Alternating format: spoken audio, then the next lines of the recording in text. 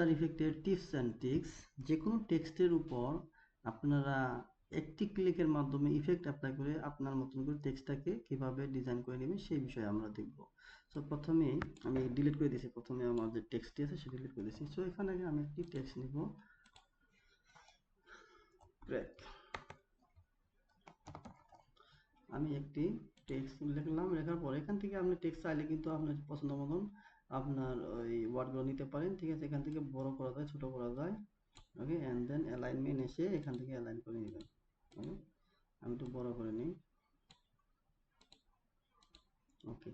এখন এটাকে কন্ট্রোল এই যে সিলেক্ট করে টেক্সট লেয়ারটা সিলেক্ট করে কন্ট্রোল ডি প্রেস করলে একটি কপি হয়ে যাবে। এই একটি কপি আমি ধরে শিফটের উপর অ্যালাইনমেন্ট করে নেব, ঠিক আছে।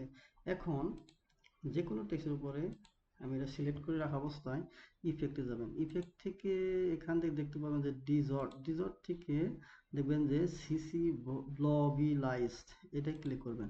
একটা ক্লিকে কিন্তু আপনার অটোমেটিক অ্যাপ্লাই হয়ে যাবে। এবং এই টেক্সটটাকে ধরেন একটু এই যে লাইটগুলো আছে না, এই লাইটগুলো একটু নড়াচড়া করবেন, একটু অ্যানিমেশন করবেন। সেটি কিভাবে করবেন, এখানে এসে দেখবেন লাইট একটি আপনার যে ইফেক্ট কন্ট্রোল প্যানেল সেখানে থেকে লাইটে যাবেন, লাইটে ক্লিক করবেন। ক্লিক করার পর দেখবেন লাইট ডাইরেকশন, ঠিক আছে। এটা যদি আপনি অন করেন, অন করে আপনার টাইম ল্যাম্পে এই 2 সেকেন্ডের আইনে আপনার এখানে কি করতে হবে, ধরেন আপনি কয়বার নেবেন, 2 বার 3 বার আপনার মতন দিয়ে আপনি কিন্তু এখানে 360 ডিগ্রি মাইনাস বা প্লাস 360 যে কোনো ডিগ্রি আপনি দিতে পারেন, দিয়ে ইন্টার দিবেন। ইন্টার দিয়ে যদি অন করেন তাহলে দেখতে পাবেন যে একটু কিন্তু এই যে টেক্সটের উপর যে লাইটগুলো আছে সাইড দিয়ে একটু অ্যানিমেশন হচ্ছে, দেখতে কিন্তু একটু রিয়ালিস্টিক লাগছে, ঠিক আছে।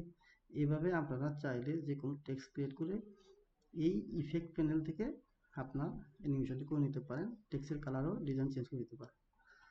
সো দেখা হচ্ছে পরবর্তী ভিডিওতে, ধন্যবাদ।